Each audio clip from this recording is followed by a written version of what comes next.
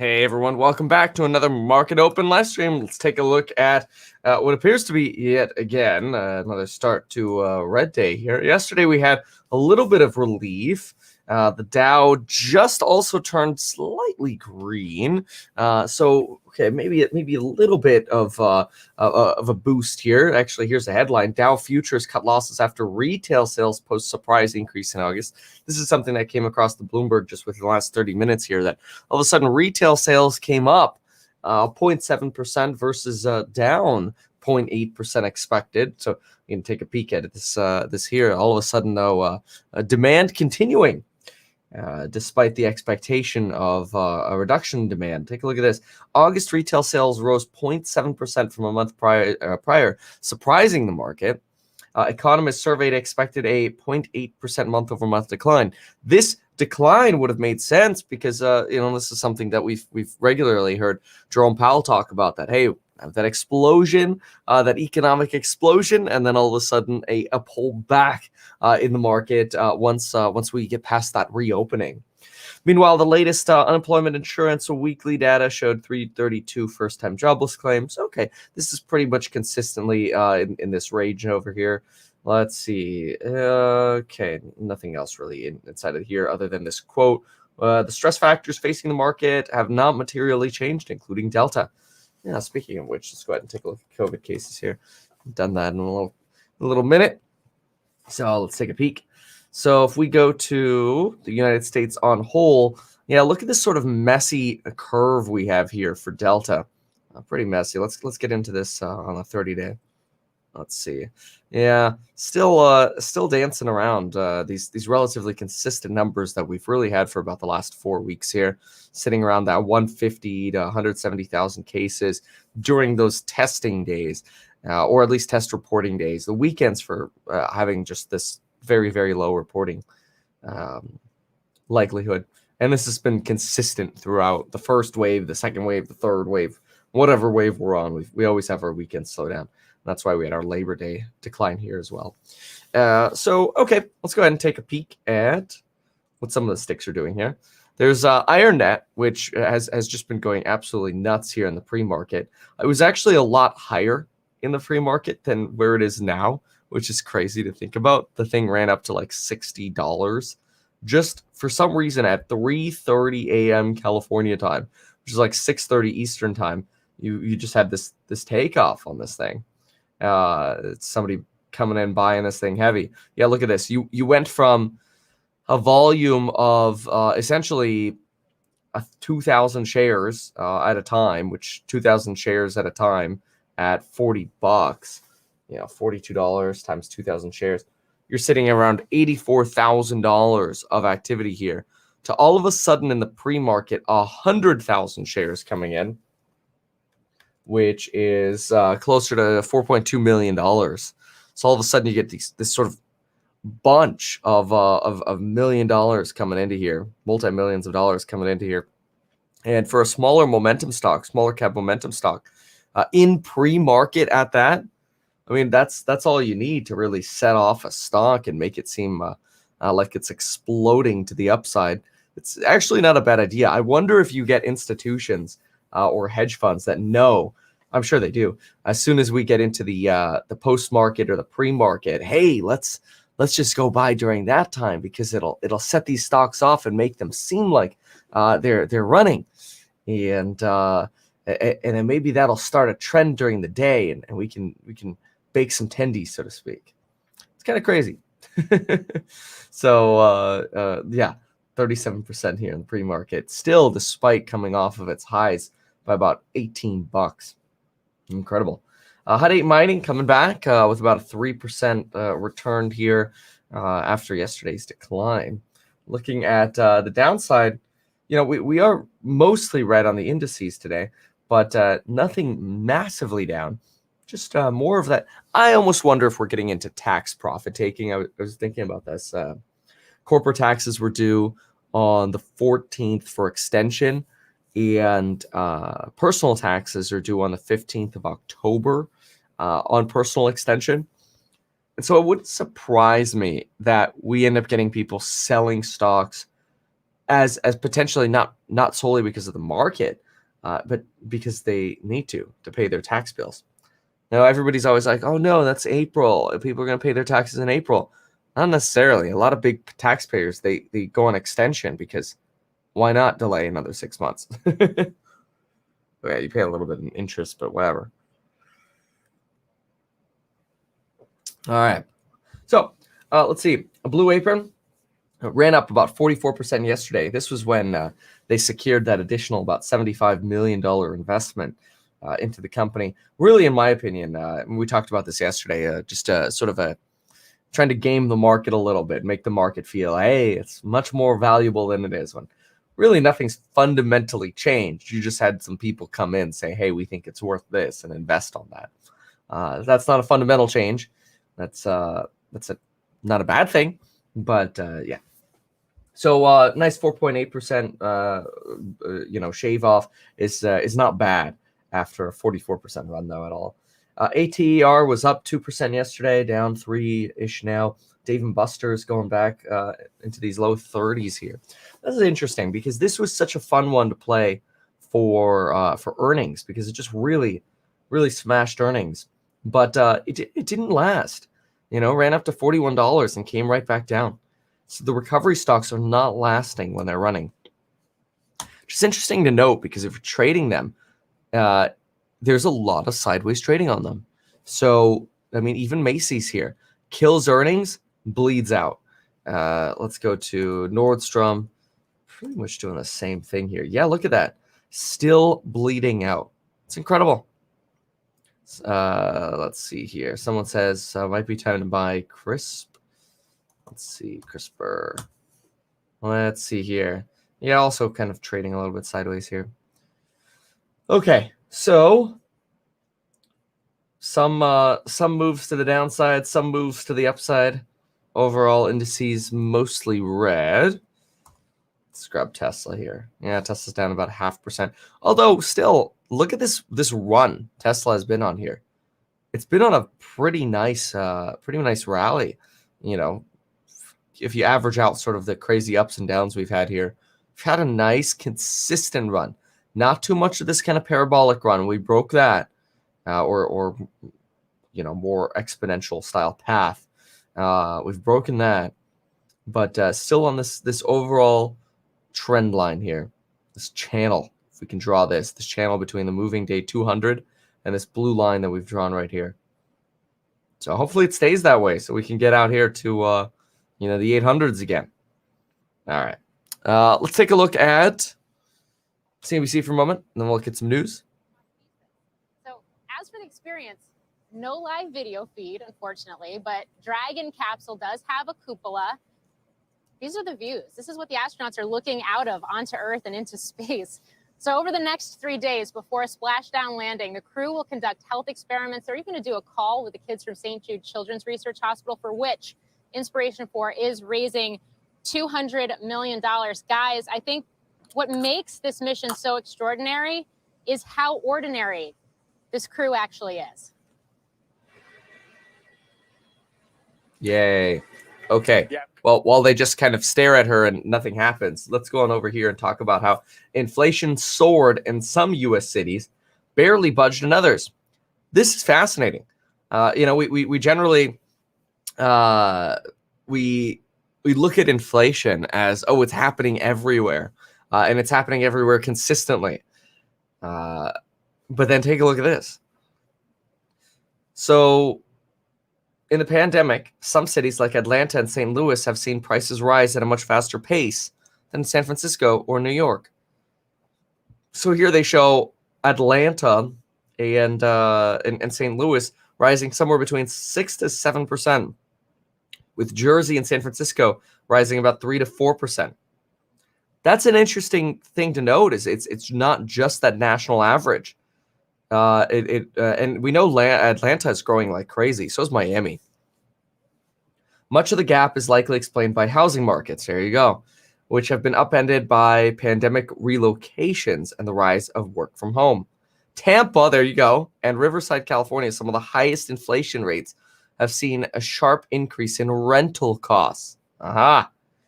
Could be a broader impact from migration trends, some which date to pre-COVID, but probably also accelerated by.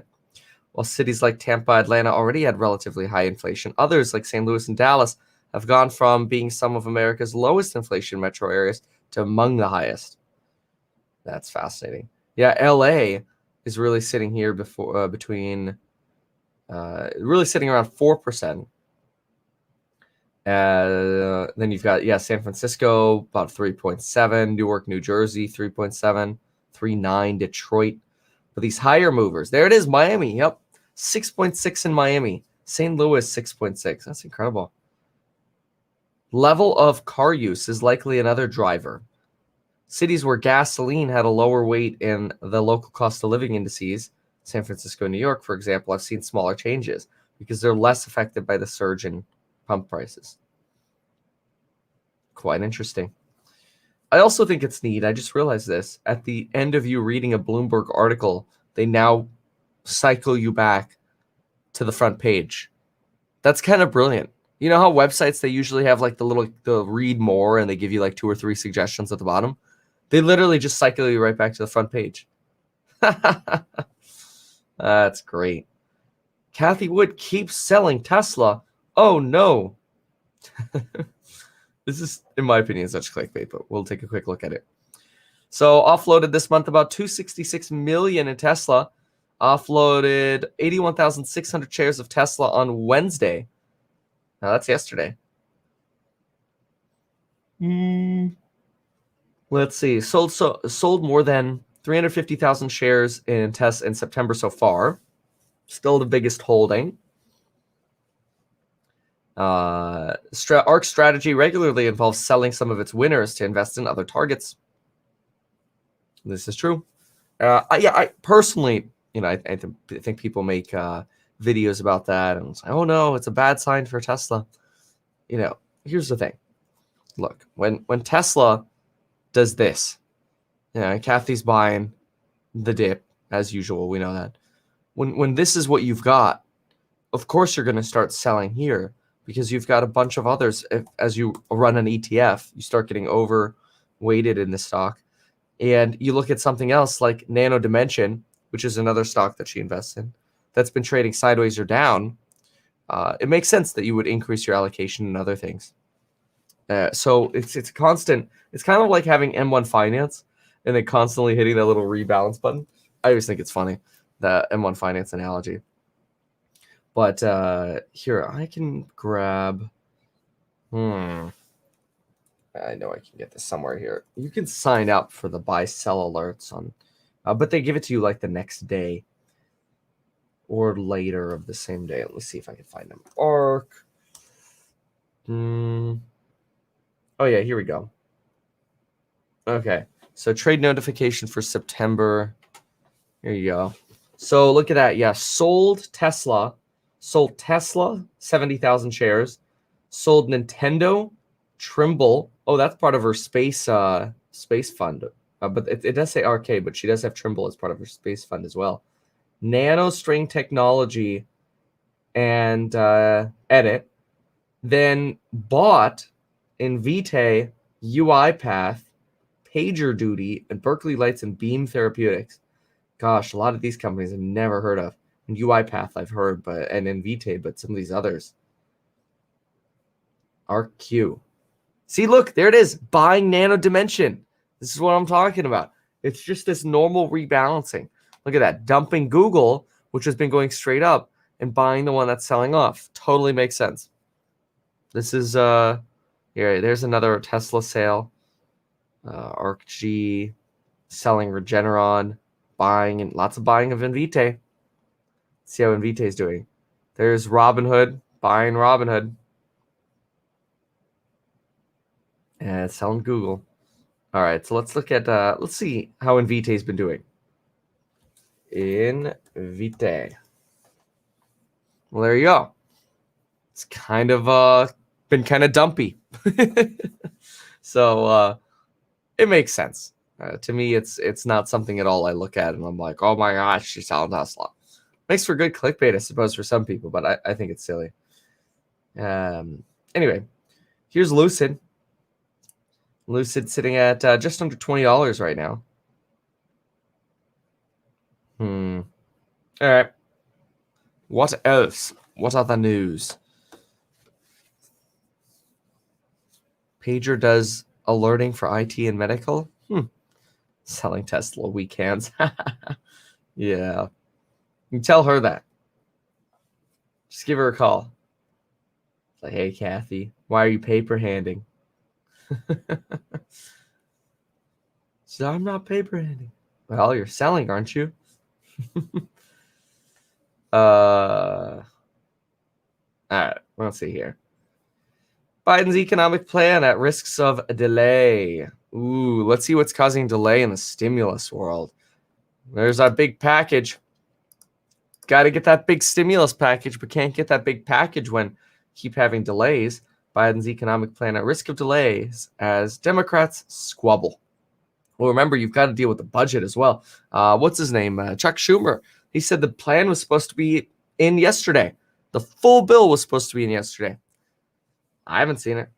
President Joe Biden's economic agenda risks being delayed by weeks or months in Congress with tax and healthcare and other issues unresolved and continued squabbling between the Democratic Party's progressives and moderate wings. House committees on Wednesday wrapped up work on a significant portion of the package, not the whole thing, including $2.1 trillion in tax increases to help pay for the biggest expansion of social welfare programs in decades. That technically meets Democrats' self-imposed deadline, but the action belies the obstacles ahead that threaten to diminish Biden's ambitious proposals. Okay, let's get to the bottom line. Some folks have issues on climate change. Some people have issues on tax. And some people have issues on healthcare, right? Ben Cardin said the Senate would likely take whatever passes the House, change it, and send it back to the House. Well, yeah, it's going to take some time. No kidding. Republicans unified in opposition. Democrats are pushing it through the Senate using a process called reconciliation, right? We know. Biggest issue remains the size of the package. It's too big for Joe and Kristen. Or Kirsten. Some people say Kirsten. I mean, it's written as Kirsten. Mrs. Cinema. Manchin also called for a strategic pause. We know this. House dilemma. The delay creates a dilemma for Nancy Pelosi, who promised a vote on the separate $1 trillion infrastructure package, which is just $550 in new funding. Yeah, that's true. She did promise to vote on that this month. We'll see what happens. She's been wanting to get both of them done together. On state and local tax deduction, House Democrats have yet to agree on the matter. It's another one that's going to be big. All right. Well, more hurry up and wait, I suppose, on the infrastructure plan. Be an interesting catalyst for the stock market too. Is really will the infrastructure plan lead to fears of inflation, or will it lead to an excited market thinking that this means retail sales will go up again as more people have more money? All right. What else do we have? They're complaining about Facebook over here. We saw these headlines yesterday. Didn't end up reading them. $130 million to make an accountability oversight standards board. And they lied to that board. So the question is, why bother to create an accountability standards board that you're going to lie to that board for? The answer is that they want to create these smoke screens for accountability. One of the things that I thought was remarkable in the Wall Street Journal's reporting was the fact that actually Mark Zuckerberg... Boring. I'd rather be fishing. Well, I'll answer that quickly and then ask Keith. But the merger is all about growth. They're boring. Growth at any cost. Ay. That's the key word. If you wanna see your stock go up, just tell everyone it's a growth stock, because then valuation won't matter. Okay, yeah, look at this. This is no bueno. Yesterday, a lot of people are like, Kevin, you're going to buy the wind dip. Because in fairness, I'd been talking about buying a wind dip. But not when I realized China was going to crack down on Macau, semi-autonomous region. Take a look at this. What a headline. Macau's future in doubt as crackdown spurs global casino sell-off. So why do they got to be so dramatic? Wednesday, investors started calling early Wednesday morning after China moved to tighten its grip on the world's biggest gambling hub. The junket operator had just one thing to say: sell. Wow. This sounds like a short seller. There's no hope in Macau, the executive said, declining to be named on concern that the fallout for their business, which facilitates loans for bettors in Macau, strengthening regulation in operations has been scaring away gamblers in the last few years, the veteran industry insider said. Now, the greater intervention of the government into casinos, operators, and financial arrangements will also scare away investors. And they did sell. Las Vegas Sands, Wind Resorts, big old sell-offs. It's not just COVID. Let's see how those are behaving right now. Let's take a peek. Let's go MGM. MGM's only down 0.69. It's not as bad. Win down 2.61. Still sitting at, what are we at 85.29 here. Not as low as that 82 we saw. Sands. Let's do Las Vegas Sands. Yeah, down another 2.34. All casino licenses ended in Macau or end in 2022, so they get to renegotiate with China. Oh, everybody loves that. Hood won't let you buy puts on IronNet. Well, usually you can't buy options until the market's open, so you'll have that soon. Yeah, let's take a look. IronNet going nutso pre-market, but it's been doing this for days. It's kind of incredible. Get that cybersecurity. Let's see how what the market cap of this thing is now. IronNet stock. 2.71 billion, and I think that's before the 45% run. Oh my gosh, it's gonna be a $4 billion company. Wow. Well, I wonder, is this potentially a momentum stock? Of course. Now it's just a matter of when is it going to fall, and how much money can you make between now and then. But like I said, I'd rather be fishing. And look what I've caught so far. I got cooked lobster. So all right. Well, I won't eat it now because that'd be rude. But anyway, all right, let's go back. Look at that pre-market run. It's crazy.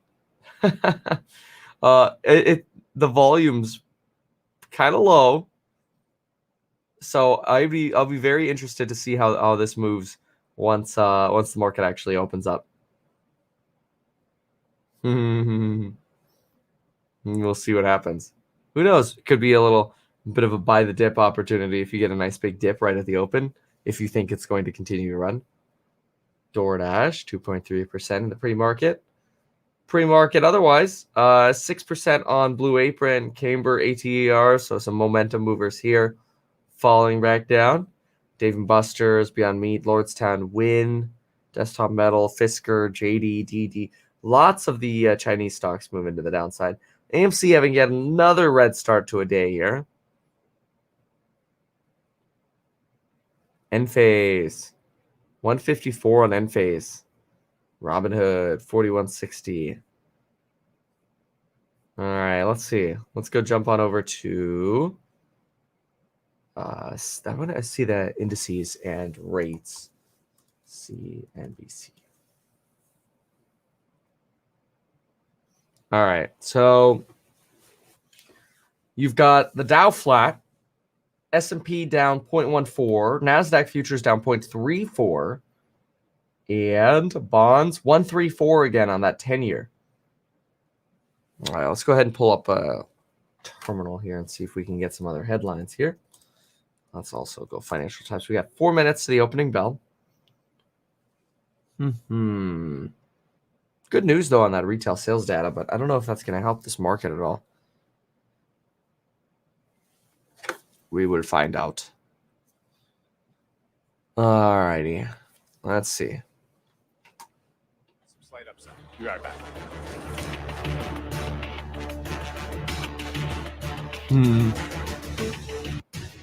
Tonight, the latest. He's got to in the love search for the Gabby. slow zoom out on or zoom in on the stock prices.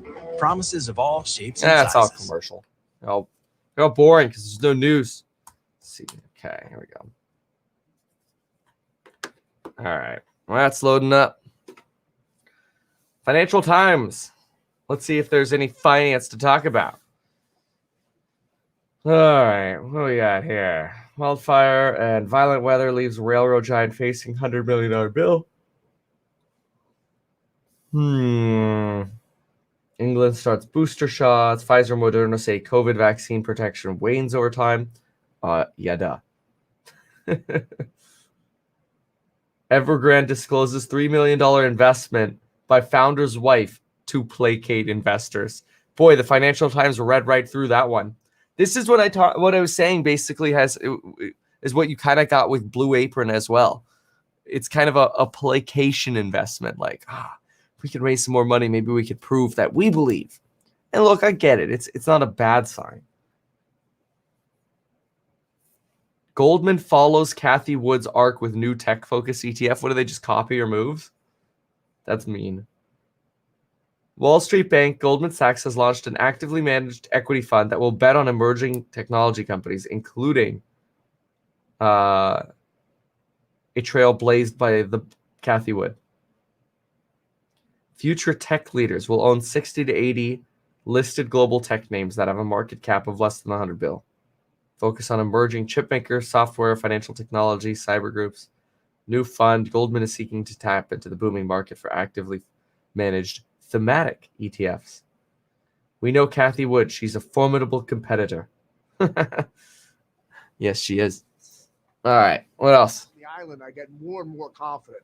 When I'm bullish and everyone else is bullish, that's when I tend to start to get nervous. And so I'd say right now, just by a default of cash on the sidelines, you've got $4.5 trillion in money markets. You've got over $700 billion of announced buybacks, not including the $60 billion whopper that Microsoft came out with the other day. You also have an improving economy and increasing liquidity. We are not getting a taper anytime soon. And I don't think a taper really is going to materially impact liquidity. I think the headlines will come across, but if you think about it, $10 billion a month over the course of a year is still going to leave us with a balance sheet of between $8 and $9 trillion. That's going to have 3 to 4% of interest and principal being reinvested, which is $200 to $300 billion with the bond buying that's going to continue on until they let balance sheet run off and then start to raise rates. So tightening liquidity is a long way away.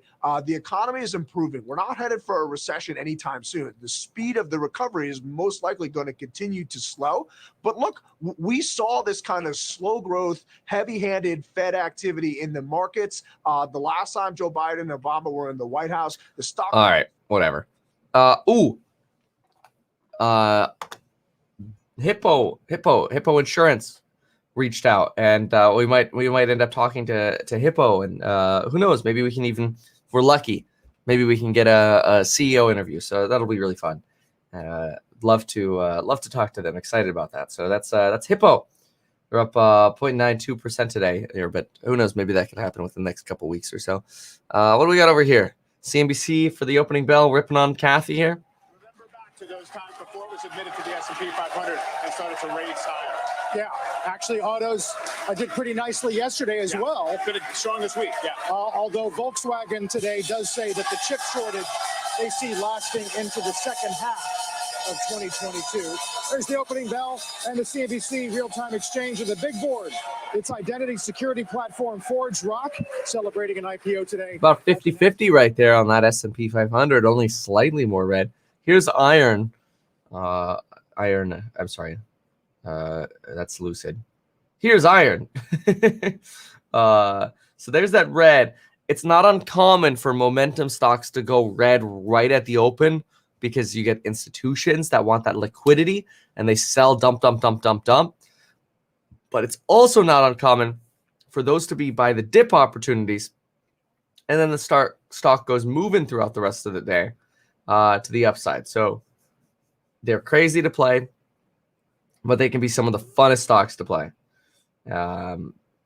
Usually the first minute is not a perma dip, but right now it's still dipping. So who knows? Lucid all of a sudden just ran. Lucid's up 5%. DoorDash up almost 5% here. Hut 8 Mining 2.5%.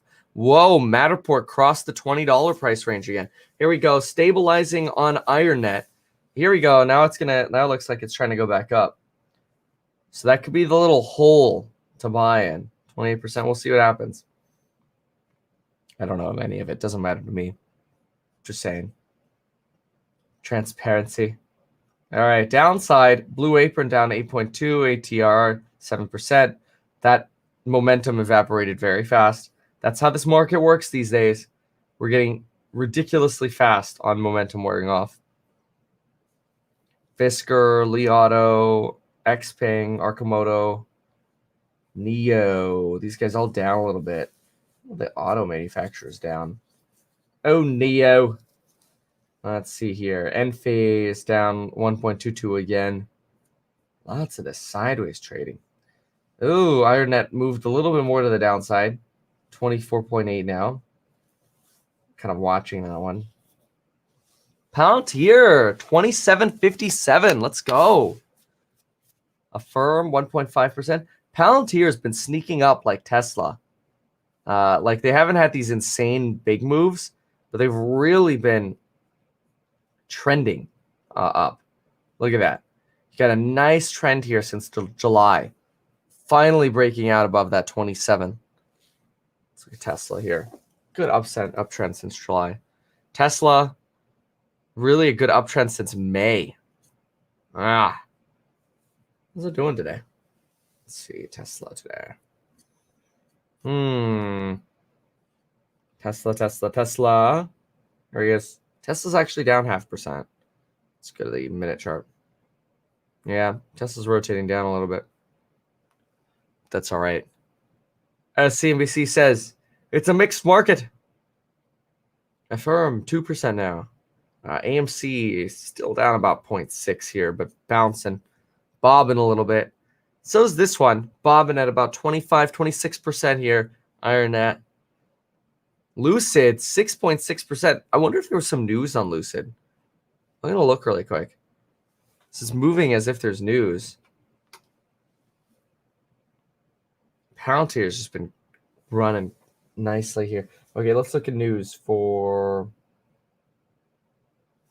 Lucid. Lucid. EPA rating news. Oh, let's see. Individual company news.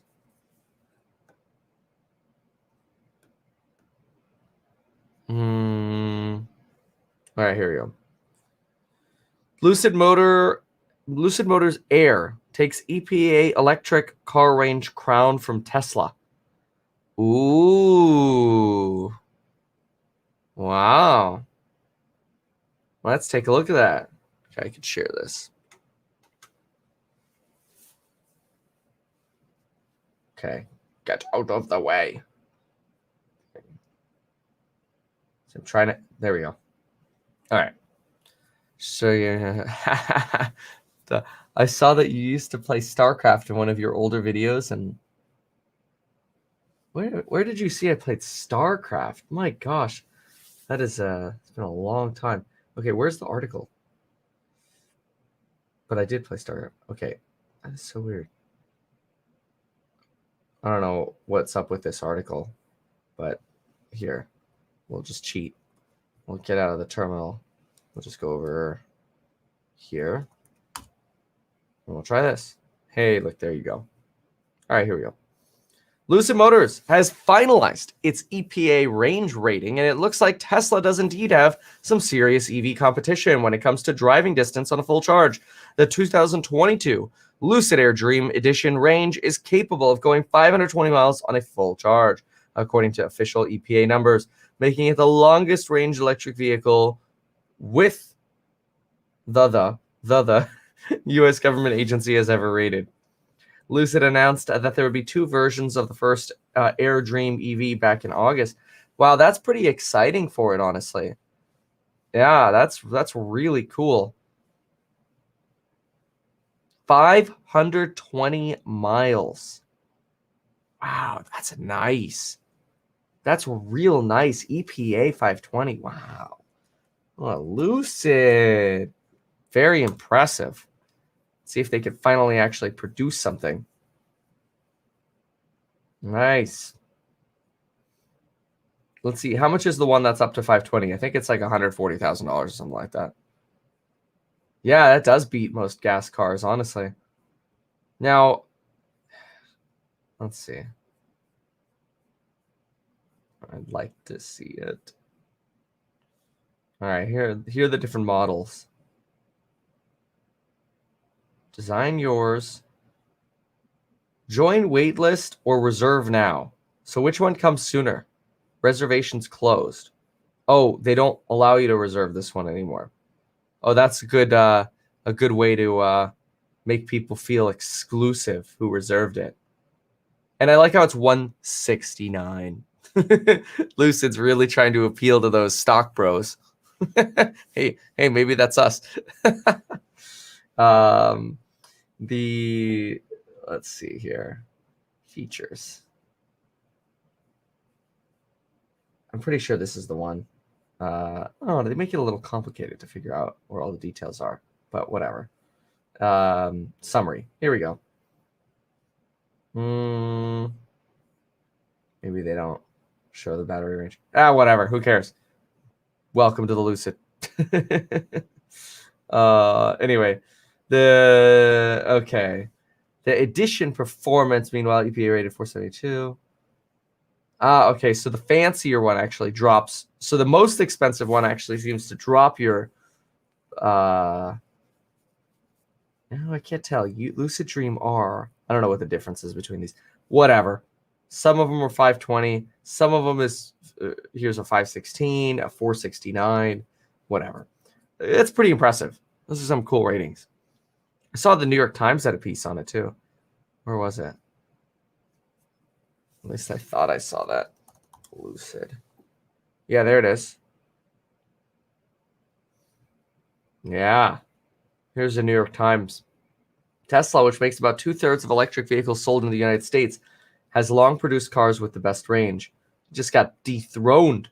But when's Lucid actually going to manufacture something for people to buy? That's the big question. My car is always out of battery. My Tesla. It drives me nuts. Retail sales rose. Okay, we talked about retail sales. High natural gas prices led to shutdown of British fertilizer plants. That's interesting. Goldman Sachs moves further into consumer finance with its Green Sky deal.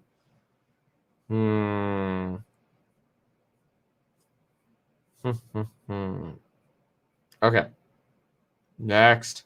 Oh, by the way, I always want to remind you to make sure you get up to $70 totally for free by going to metkevin.com/public, signing up for a stock trading account with Public.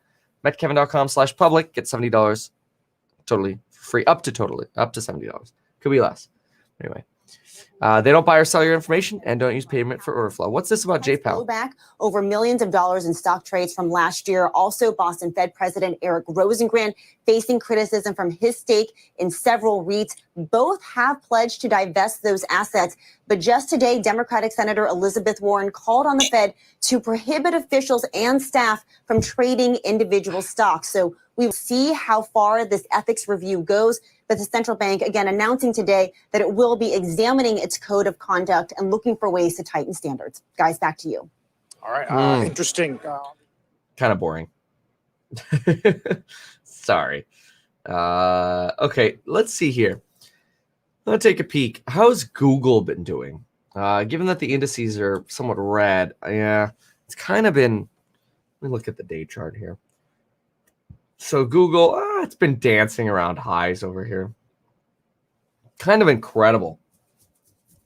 Let's see here. I love Google, but boy, oh boy, it's gotten pricey. So I have options on Google and on Palantir. Let's see. Oh, I don't know where my. Oh, here are my Palantir. There we go. Yeah, the Palantir leaps are nice now. I got 166K on a Palantir leap. It's up 40K. That's cool. Google, it might be time to dump that. And just potentially just end up buying shares. Yeah. When did I buy these? Wow, I bought this in February. That's crazy. Yeah, I'm gonna sell these leaps. I'll show you. I have 3 contracts here. Let's see. Here we go. So I bought this I bought 3 Google contracts for $49,800. They are up 253%. It is time to take the tendies on those Google options. Thank you very much. Of course, they're not going through. There we go. They just went through. All right. Take that screenshot, post that. But yeah, okay, so why dump them? Because leaps have a very beautiful tendency of bleeding out the longer you hold them. And if you got some big tendies, you're going to have to pay taxes at some point on your leaps. So you may as well get alahalas.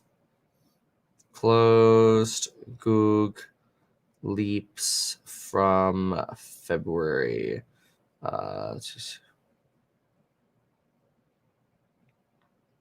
Okay. Post those quickly. And let's see what we got. There we go. Let me just quickly remember, I always post my buy sell alerts. So back in February, we bought these.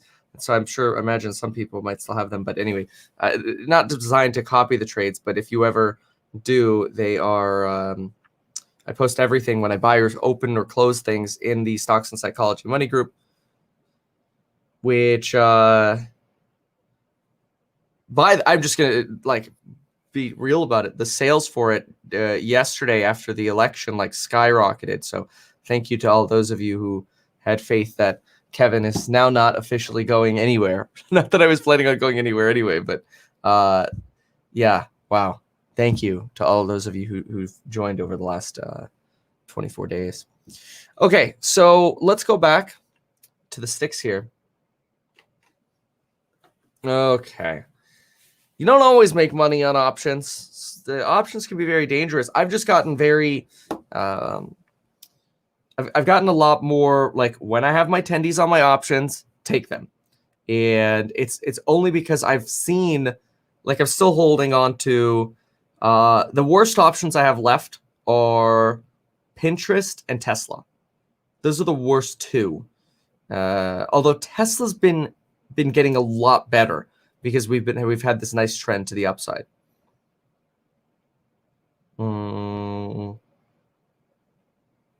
Yeah, otherwise I've been taking tendies though on a lot of these. Hippo's been great. Affirm. Let's see what else. I don't think there's anything else. Okay. Not really. Oh, let me look at Robinhood. Let's see what other options are there. And I want to explore too to see what other options we should be shopping for. So let's see here.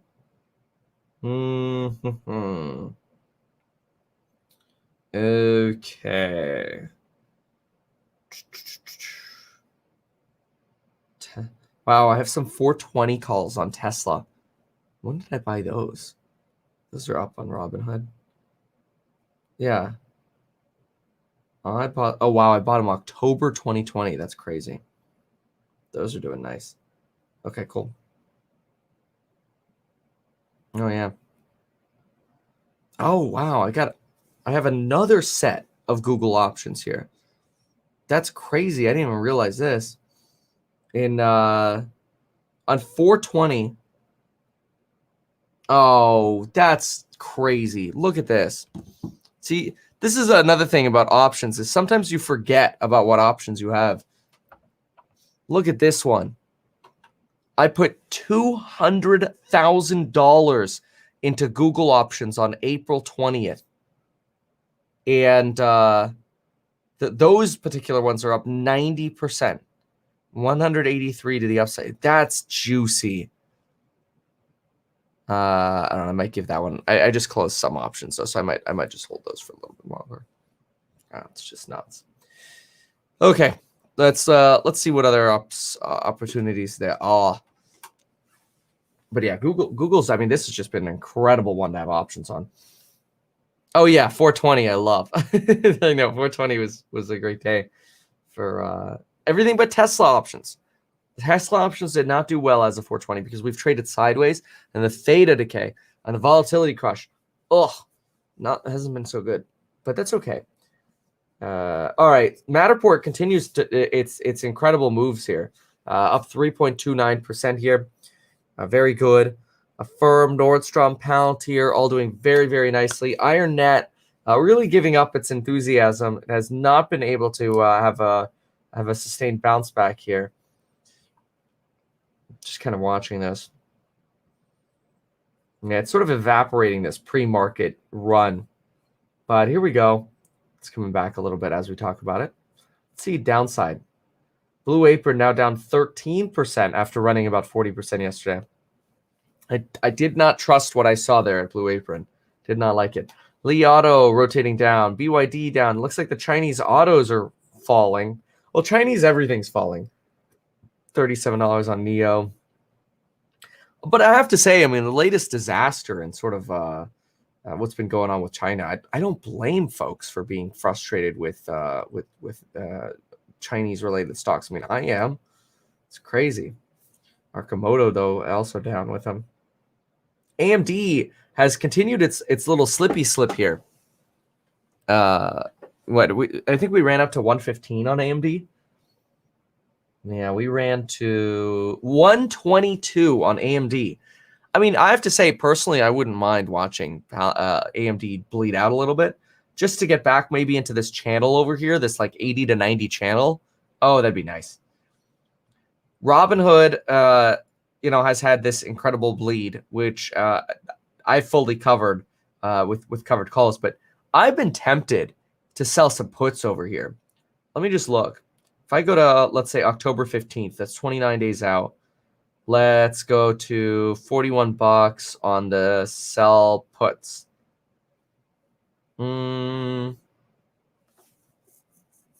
That's not terrible. October 15th, $3.40. Go out to November, $5.70. Go out to January, $8 for January. Oof, that's not bad. I mean, it's a little far out, but still, $8.20.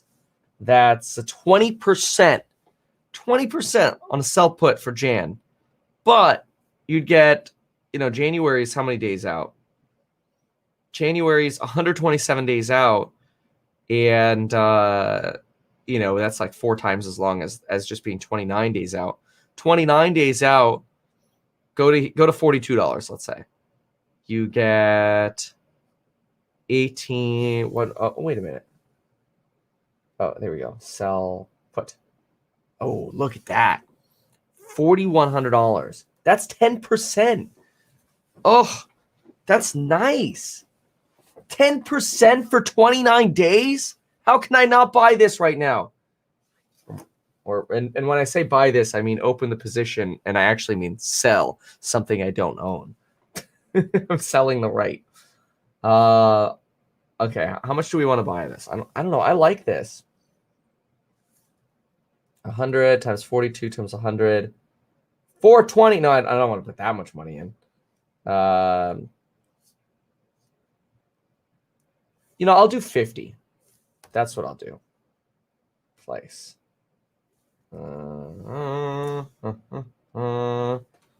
Submitted. I'll see if that actually went through. I think that's a good deal. I mean, 29 days? Come on, man. It's like Joe Biden. Come on, man. Hold on. I gotta post that alert really quick. Y'all getting free alerts this morning here. But this is the kind of stuff that I love doing. Like that's crazy. I mean, who knows? Maybe that's obviously the market pricing in that they think the thing's gonna fall or whatever. But I don't care. So what? I'll buy it. I'll add to my hood position. Sold puts on hood, 10% in 29 days. Not bad, unless of course it crashes. LOL. All right. Okay. So a sold put means you are giving somebody the right to force you to buy it, right? And so this is basically, this sold put would kind of be like buying it for $37.90 is kind of what you're offering here net if you end up getting executed. So let me see the Robinhood chart here. Okay, I just sent the alert. Now I want to go back to the chart and look at it here. What the heck is it? Well, it's under H, Kevin. We have too many things on this list. All right, here we go. So, see, in my like the decline is slowing. If I go to the hour chart here, you know, here would have been the perfect time to sell these things at 39.23. But oh well, I didn't do it.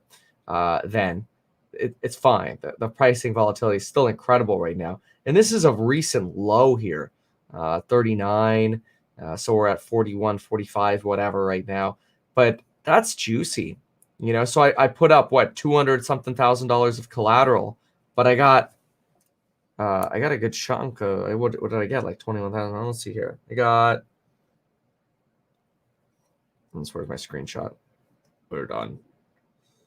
Okay, hood. So I put up $189,500 of collateral and got a $20,500 credit. It's not bad. I'll take that. I like it a lot. ADA. How's ADA doing? So here's my ADA. This is what I bought on Webull. High cost basis here on Webull at 234. But most of my buys have been on Coinbase at like $1.06, $1.34, and in that range. But Coinbase was down the other day, so we bought here. Lock this. There you go.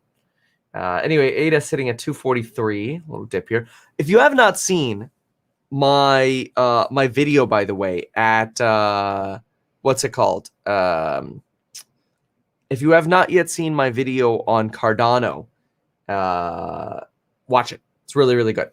Sorry for the long question. You sold an option on hood at 70. Okay, so Robert is asking me, you know, why sell calls instead of just selling the stock and rebuying? So it's a good question. It depends on your interest. Well, first of all, how much do you believe it's going to fall? In hindsight, it's easy to tell, right? It's easy to say in hindsight, oh, it was at 70, it fell to 40. It'd be better to sell the stock than sell the call, obviously in hindsight. But you don't know that at the time. So it could go from 70 to 60, trade sideways, and you'd be way more profitable having sold the call. You'd have taken that $88,000 or whatever on the call contract, and you would have made way more money with that thing expiring worthless. So there's always a threshold in this balance that you have to make between, do you want to just sell the contract or do you want to sell the actual shares? And to me, it usually comes down to your expectations for a decline, but also how much do you care to hold the stock through a decline, potentially buy the dip and set yourself up to buy more, to sell more calls on it. So it depends on your expectations. But yeah, look, in hindsight, you could design the most perfect option strategy in the world. You know, looking forward, you gotta make assumptions. So all right, what do we got here? IronNet. Hey, IronNet bounced back up. Look at that bounce. IronNet came back to, what do we got over here? 30. Yeah, look at that. It bounced right off of here, right as we started saying how it looks like it's starting to bounce. It actually did, and bounced off about, it was about 20%. It's only up about 20%, and then it now bounced up nicely here. So, yeah, there you go. Greece coming back. That's support. Let's see. DoorDash, Lucid's holding on to about 4.5%. Faraday Futures, Affirm, Palantir. Palantir, keep going, Palantir. I want to see over 30 again on Palantir. It's going to make some of those. U.S. House Speaker Pelosi says China is just getting worse in terms of suppression. Yeah. Ugh. Let's see. Hold on a sec. Okay. Silver is down 5%. Okay. All right. What else? Yeah, we'll see if iron rips through the close again. All right. Very good food company. $2. It's gotten cheap. Etsy's $2.20 again. Another one I love. Another one I can't buy. Let's see. Where's Enphase? Oh, look, Blue Apron's down 13.37. Such a great number. All right, let's go to Wind Resorts down 3.77 again. Yeah, lots of Chinese-related things just getting destroyed. Yeah, Enphase still down. Look at that. It's sitting at, it's just bouncing off 152 right now. I'm going to buy a little bit of this. I don't know. How much do we want to buy? Let's do 300. Let's go. Enphase for 300. There we go. Bye. All right. Submitted. All right. I said yesterday I would buy Enphase, so I did as I said. Okay.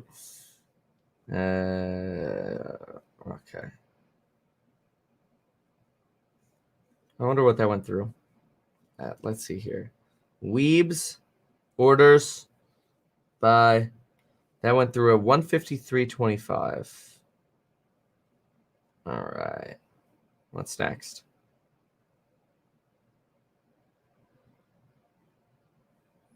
Someone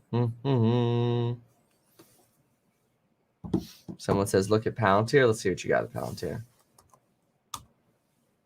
So, yeah, Palantir. I mean, it's doing great. 27. It's a good breakout. Yeah. Ran up to 28.12. Look how long it's been since we've been at these numbers.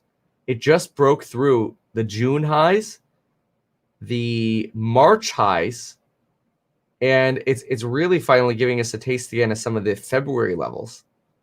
Very nice. Hope the thing runs. I think Palantir is great. Got a good setup in it. Desktop Metal. Beyond Meat, 105. Wow. Oh, look at the Chargers. Why are the Chargers going down? Well, Blink's just been trading sideways. I'm going to keep an eye on Blink. And how about ChargePoint? CHPT.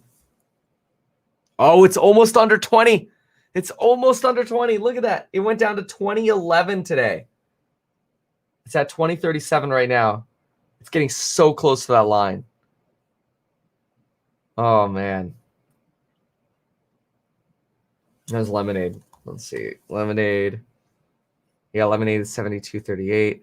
Oh, Hippo went down a tiny little bit. Still red. Isn't it red now? Did we get are all indices still red? Let's see. CNBC. Yep, all indices now red. Stock market is undergoing a slow motion deterioration. Yay. Buy the dip, Tom.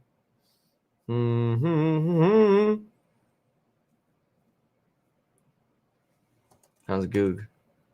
Goog, 0.66. Oh, yeah, slow down a little bit here in the day. All right, what else?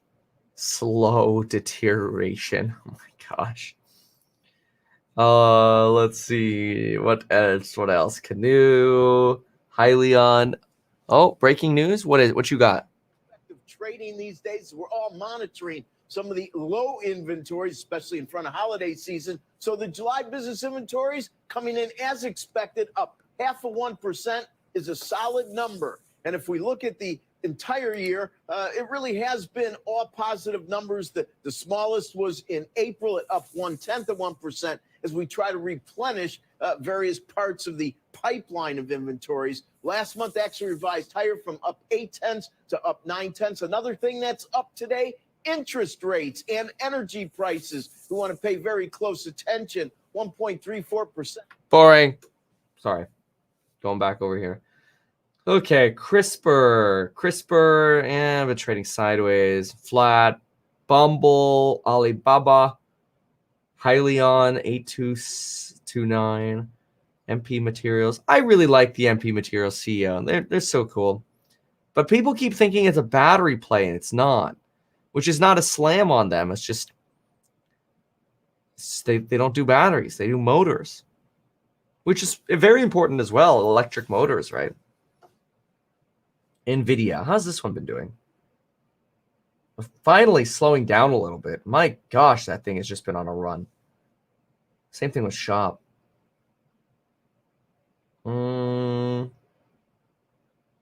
Ubiquity, Meta Materials, Redfin. Redfin's just sitting in that toilet again. Teladoc, Snowflake. 320 for Snowflake. My goodness. Facebook. Wow. Facebook went to 370? Holy moly. When did this start running? Because it was trading sideways in the mid 200s forever. And by forever, I mean like from August through. Yeah, I mean, that's a long time. That's like 7 months. It was like 7 months of sideways trading over here on Facebook. Look at that run it's had recently. $100. That's impressive. Very, very impressive. What's another? I need some discounted stock. Apple, go back to like 110. Then we'll buy Apple. Oh, Tesla's down like 1%. Oh no. Whirlpool. Let's see here. Yeah, Whirlpool took a little edge down here in June. Possibly because you've got folks like Kathy Wood saying, hey, look, people have bought the stuff they were going to buy. Well, you just got a new fridge.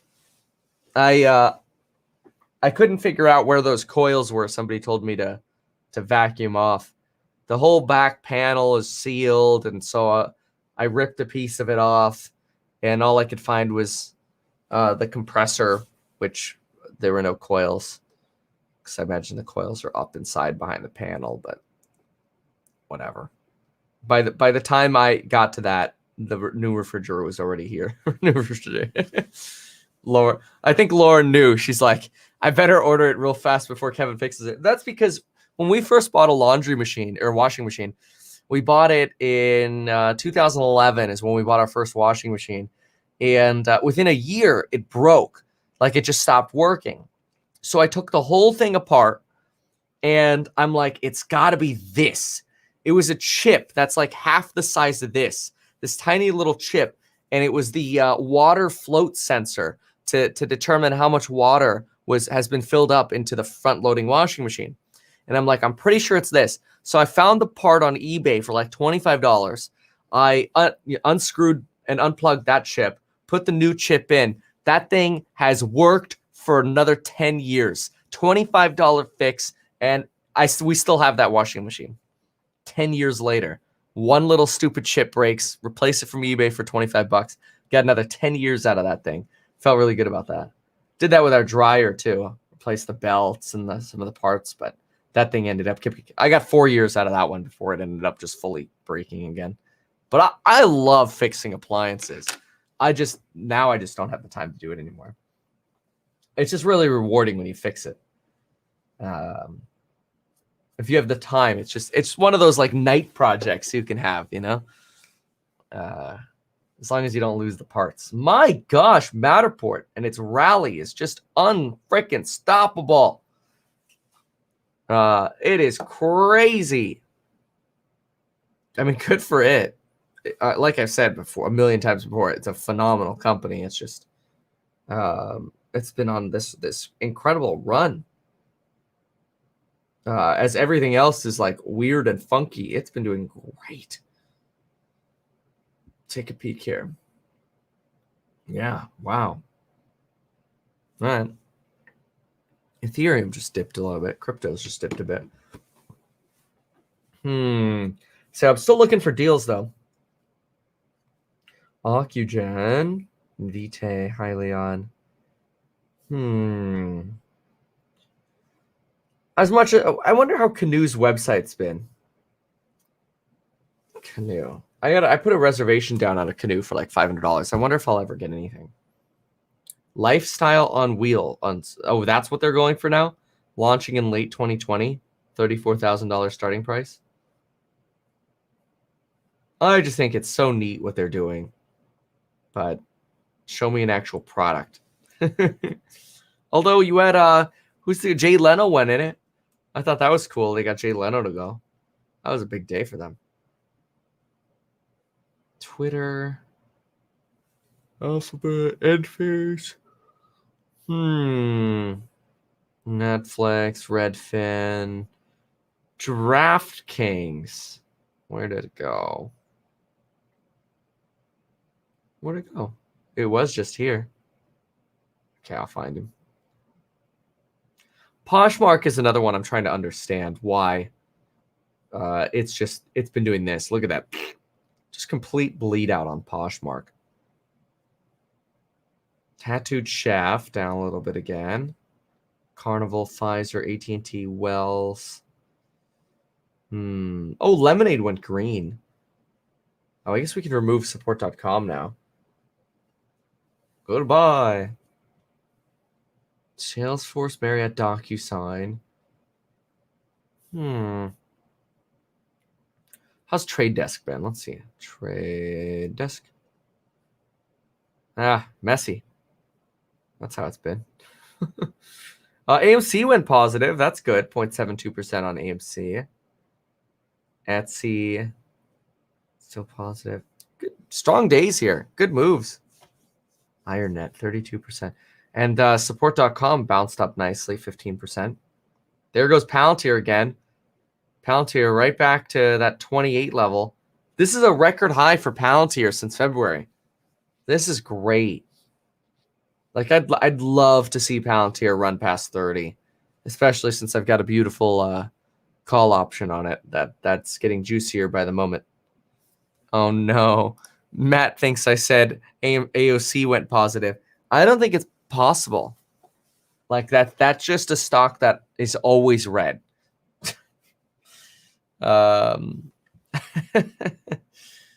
Let's see. Somebody donated $19. Can I look at Plug Power? I guess we can look at it. Airbnb was downgraded by Goldman Sachs. I wonder why they downgraded it. I'll look at that. Plug Power. Yeah. Problem with Plug is it's just ahead of its time. I made a video on Plug right here in January 20th. And I'm like, yeah, this thing has a chance of doing a big plummet. Oops. It's just way ahead of its time. But you can still watch my video because the concepts that I talk about still apply. Just type into YouTube. Meet Kevin Plug Power. Good video. It's a whole thorough video just on Plug Power. What else was I going to look at? I don't know. I thought there was another thing I was going to look at. Oh, the Airbnb thing. Right. Let me see if I could find the Goldman note on that. All right. Let's see why Goldman's complaining. Airbnb. There we go. Individual news. All right. Let's see here. I don't see that. Short term. But what I do see is a 40% off coupon code for the programs down below and building your wealth, from real estate investing to property management to YouTube videos to sales to stocks and psychology of money with options and trading. I don't even see that Goldman change. I mean, maybe that happened a few days ago. Oh, there was a reference to Goldman. Hold on. Did I find it? This does not like operating on a Mac. Oh, there we go. You know what? I'm going to go old school. I'm just going to type it into Google. Goldman Sachs. It'd be interesting just to see what their commentary is on it. Okay, 3 days ago. That's why I don't see it recently here. All right. Airbnb. Okay, Goldman sees a price target of 132 for Airbnb, around 17.5% lower, keeping its target of $60. Airbnb shares have a negative risk-reward skew when measured against a likely volatile travel environment in the future. Okay, whatever. In other words, they're saying, we think travel's not going to be great in the next 6 months. Okay, fair. It's fair commentary. Do I have shares of Lucid? No, I just have a big sold put contract on them, actually. That's it. Because I've got a tax bill coming up, so I've been very much okay with taking tendies on things that are up, and then selling puts to try to get back in. So I've been excited by that. You bought calls for October 1st? You think the infrastructure bill is going to get done by October 1st? I'm sorry, I'd probably roll that. I'd be thinking about rolling it. Because no way Congress is going to get this crap done. It's not your fault. It's Congress. Sucks. Ooh, Palantir, 4.25%. Very nice. Very nice. I like it. DoorDash doing very well, too. Ooh, DoorDash. My goodness. Look at that DoorDash run. Oh, my gosh. I did not know DoorDash has been running this much since May 12th. May 12th was really the toilet here. I think it's because people are realizing, wait a minute. How? Maybe because we think that DoorDash is just here to stay. Hold on here. DoorDash. I mean, we still use that DoorDash. So yeah, nothing has changed over the last 12 months in terms of trends. It's just all elevated, which is good. I'm going to look at the fundies. Hold on. Dash. DoorDash. Financial analysis. All right. Yeah, some lobster here. And 62% growth estimated for 2021. 4.6 billion in revenue. How does DoorDash have $62 billion in revenue? And how the heck is its market cap $70 billion? Are you kidding me? 75 billion. Oh my gosh. Hey, they're expected to be profitable next year. Woo. Profitable next year. 20% growth really expected over the next 5 years. Maybe we'll get to $3.59 profit by 2025. Divided by 223, divided by 359. People are paying 62 times 2025 earnings on it. Really optimistic on that growth. Okay, not bad. Buy a little root, come along the ride, along with Hippo and Lemonade. Nah, I got so much exposure to insurance right now. I think I'm good. All right. Okay, Matterport just slipped. Palantir is still sitting at 4%. C3AI at $50, trying to come back. Monday.com's pushing again. That one's been something else too. Look at that chart. Crazy. Vaccines in a pill, including COVID. Oh, I hate pharma. Oh, what do y'all think? Lauren was thinking about drawing the red lines or the black lines on this because that's how they're supposed to be. But here, see, look, lobster. I'm going to just pull up a picture of a real lobster here so we can see what it's supposed to look like. Yeah, there we go. All right. See, this is what it's supposed to look like here on the right. See, this is a real lobster right here. So we just have to add the black lines. And Lauren says she could draw it in with the Sharpie. What do you think? You know, just draw the little black lines. If you place, I think, well, I'm kind of leaning towards yes. You know. Yeah. Anyway. All right. So it's time to go to the course member live stream.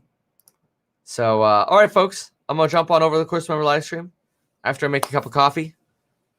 Pleasure seeing you here. Time to go fishing. See y'all, and have a good day. Check out the links down below because why not?